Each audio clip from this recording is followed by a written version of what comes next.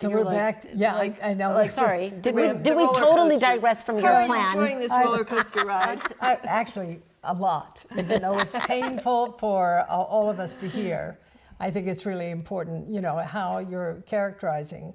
What is happening in terms of 1%, the 1%, the 10%, and also the in a way the locus of power in our technological era.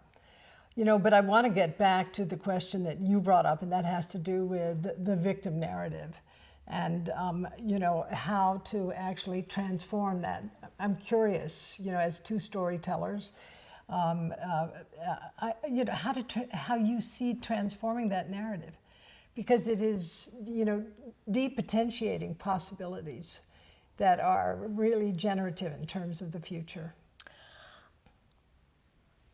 One thing that's been so striking to me, I've done a lot of feminist work, mostly about violence against women.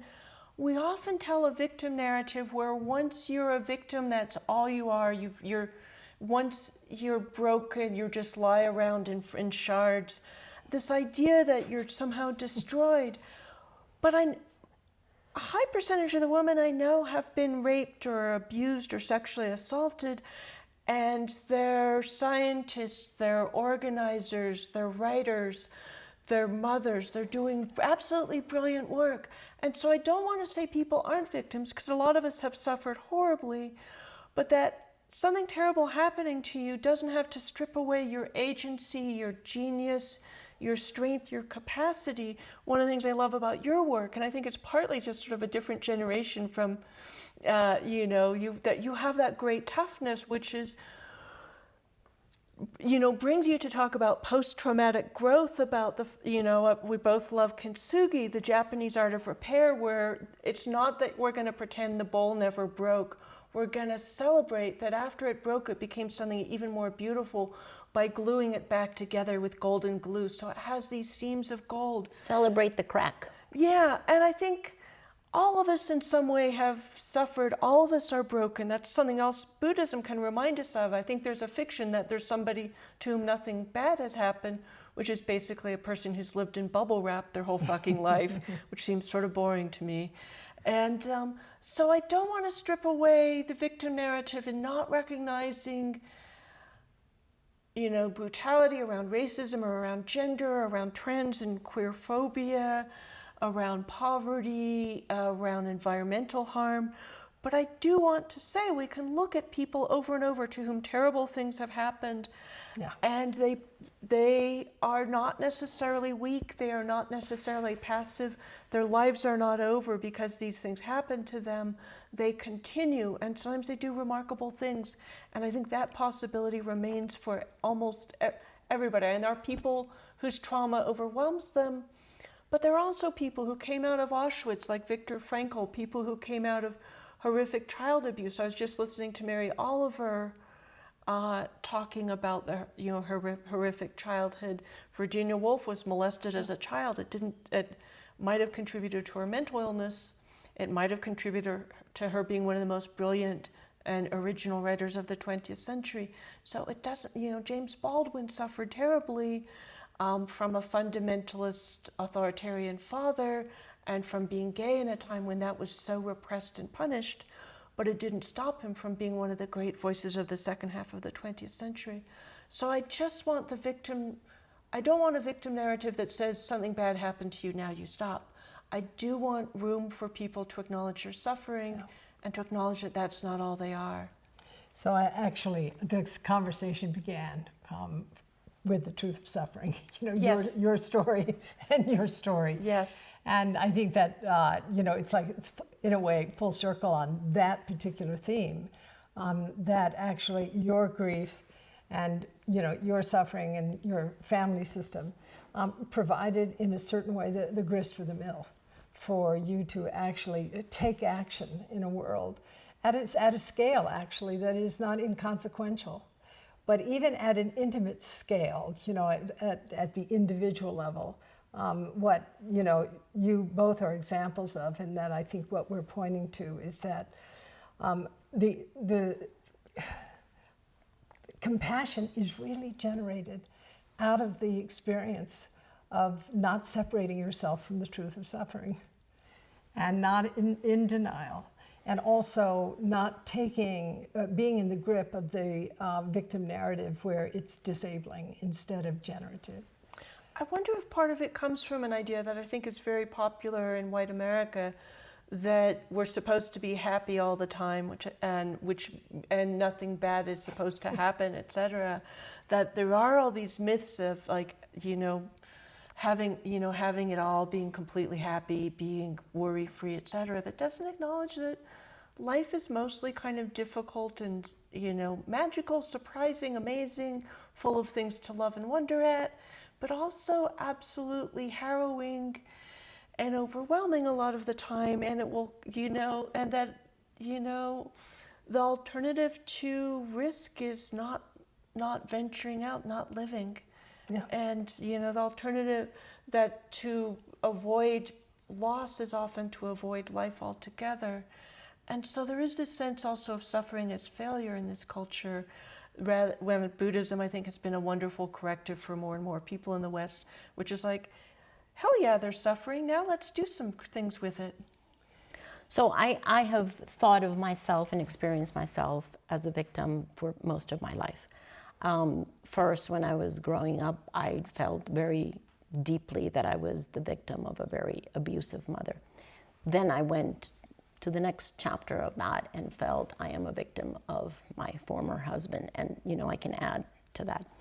And what has been very helpful to me to get out of that, because there is a choice that has to be made. Do I choose to continue to think about myself as a victim, either of my personal circumstances or of global circumstances or because of my boss or whoever? But there is a choice. And the real aha for me was the Buddha's teaching of the 2 arrows. That to me was such an aha, because you should share that yes, teaching. as you say, Rebecca, life happens, right? Shit hits the fan. And that's the first arrow, because we're all subject to things that happen that are not peaches and cream. And we're all in suffering mode, I don't know if constantly, but frequently.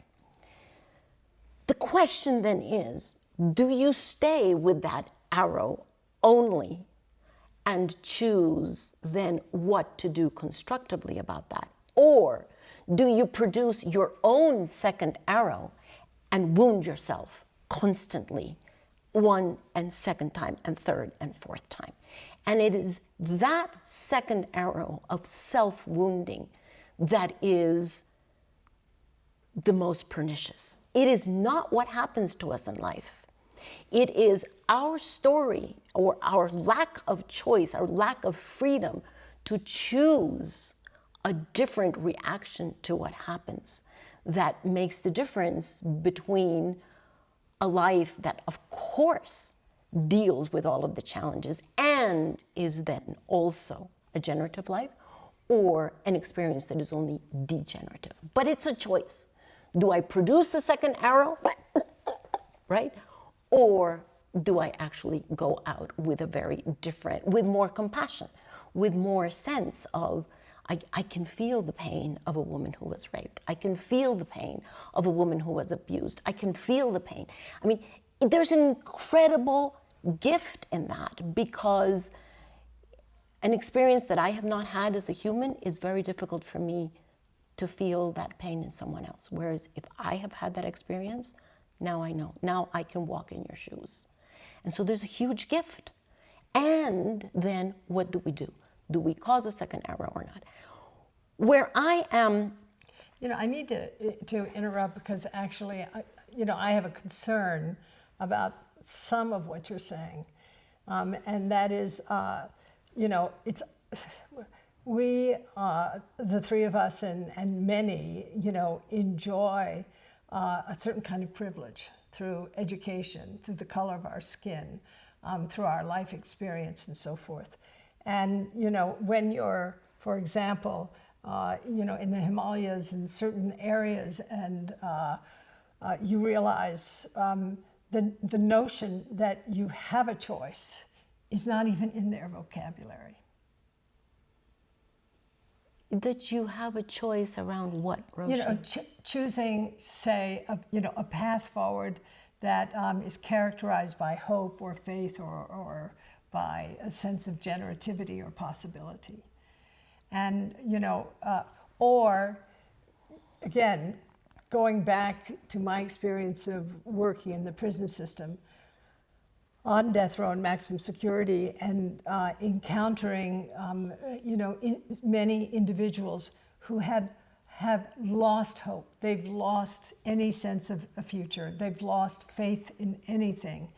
And the notion of there being a choice for, some of the people that I worked with in that setting is just so far from their world. It is far from their world, but it doesn't mean, Roshi, that it is impossible. No, I don't say it's not possible. Because, if it is impossible, then we live in post-traumatic syndrome eternally. Right. And that's the piece that, I'm trying to figure out. How do we get out of that? How do we get out? Because we've all had traumas, some much deeper than others. But is permanent post-traumatic syndrome completely inevitable?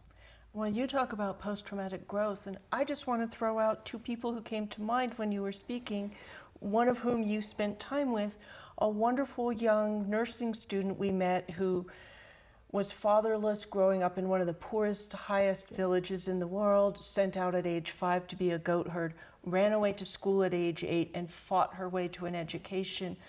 And we helped her come to the U.S. She just graduated from nursing school in Master New York. of Public Health. That's a different one. No? Okay, yeah, Yes, that's right. That's a different one. That's yours. That's the one you I'm not have. mentioning this person's name because there might have been like a little immigration complication.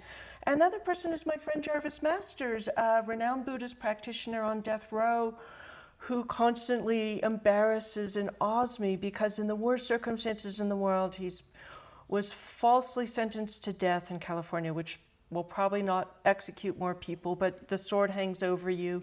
He spent the last 35 years of his life in a small cage, treated horrifically. And through, I think, a greatness of spirit he had before Melody Chavez brought Buddhism to him, he somehow, to use Ruth Gilmore, the great anti-prison geographer's term, self-emancipated. He built a life outside the prison walls. He wrote books. He built friendships. He took the precepts from, I don't know if we call them the precepts from a Tibetan Buddhist. Yeah, Chaltu Tuka Rinpoche. Yeah, and stuff like that. So we are totally privileged. We have had lives with far more choices than most people. But I've also been awed to see people in these tough circumstances, often because the alternative is to accept a completely horrific life, seize what opportunity comes their way and see themselves as people of agency. I think also of the Pacific Climate Warriors, who are the climate activists associated with 350.org in the South Pacific, where many of them face the erasure of their nations by sea level rise, and their wonderful motto, we're not drowning, we're fighting, because they found a lot of people in the global north or patronizingly treating them as doomed peoples. And so Fenton Lutuna Tabua, I think, who's a native Fijian, coined that wonderful motto, which I think is very connected to my own sense of hope, which is like, we will not surrender before it's absolutely necessary, and actually we won't afterwards either, and so we're not drowning, we're fighting. And I see that spirit often among the desperate. I saw that among the Zapatistas. I see that among the coalition of Immokalee farm workers in Florida fighting for, mostly undocumented, fighting for their rights and beating the biggest corporations in the United States. I often see people really pushed to the wall. It's like, I just surrender to a life of horror or I fight back. And I think surrender is a lot easier when you're essentially surrendering to a life of comfortable meaninglessness, which is what cynicism, doomism, etc. get a lot of us rich white people. You basically get to lounge around and eat junk food and watch binge watch whatever or something rather than, going out and getting arrested or writing your senator or whatever the hell belief might compel you to do. So I just want to throw that into the mix.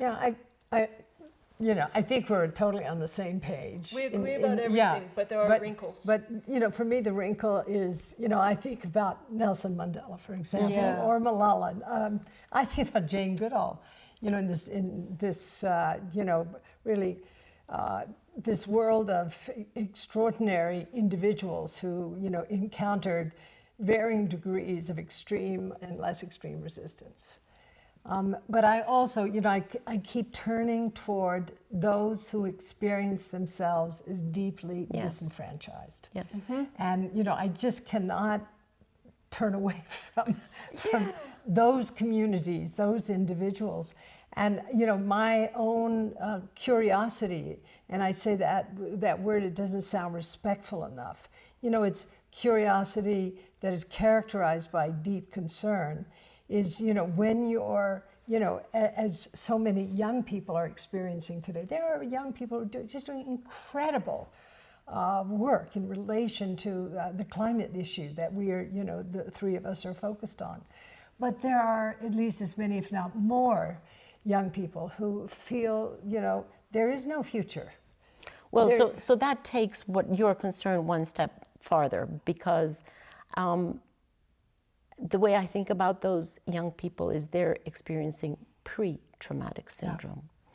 Because they have, first let's accept that trauma has all of a sudden become the flavor du jour. Yes, the flavor of the year or the month or something. Really. Everybody, there is this competition almost now, which is your trauma, and who has the deepest trauma. And as though that were the end of the path, and therefore you stay there forever. Where I totally take on your concern and take it farther, Roshi, is in so many young people that I encounter who are not in post-traumatic syndrome, but in pre-traumatic syndrome, because they take the projections of science that are projections, a linear line from where we are now to where we could be in the future, as though that scenario that science paints for 2050 or for 2100 is inevitable. That's not what science is saying. Science is just saying, look, if you continue business as usual, this is where you can be. But there is another road. But so many young people, and not so young people, take those scenarios of the future as the only possible outcome. And therefore they're already in pre-traumatic syndrome because they feel they don't have any agency about it. This is it, they're cursed, they're doomed. Which comes back to your point, Rebecca, about actually that's not true. The future that we're going to have is being written right now. And that is where we need to take our decision, make our choice about how do we want to impact that future. It's not that the future is already written and therefore we give up and we start grieving already today. We grieve for what we have lost and we take everything to write today the future that we want. Exactly. The Wobblies used to say, don't mourn, organize. And I keep saying we can mourn and organize. Thank you. Yes, and, exactly. But what's interesting to me is I see a lot of people who are most marginalized are most refused to give up. And you look at Nelson Mandela, who was supposed to spend his entire life in prison, and a lot of people would have given way to absolute despair and been fully justified and withdrawn. And anger. What? And anger. And vengeance. Yeah, and he, I think, just did not assume he knew how the story ended. And the story ended with the end of apartheid in South Africa, him becoming president. Obviously, South Africa, the transition was not perfect. Economic justice was not realized. It's not a perfect country now. Mandela was not even a perfect human being. But it's an amazing story. It's one of the ones that really influenced me. It also happens around the same time as the collapse of the East Bloc and the Soviet Union. And that's one of the things that makes me who I am, is that things that were supposed to be impossible in all the best and worst ways happen all the time. There's a passage by Moses Maimonides, whose name I just mispronounced, I will note, because I never get these things right, who talks about pursuing the possible rather than the probable.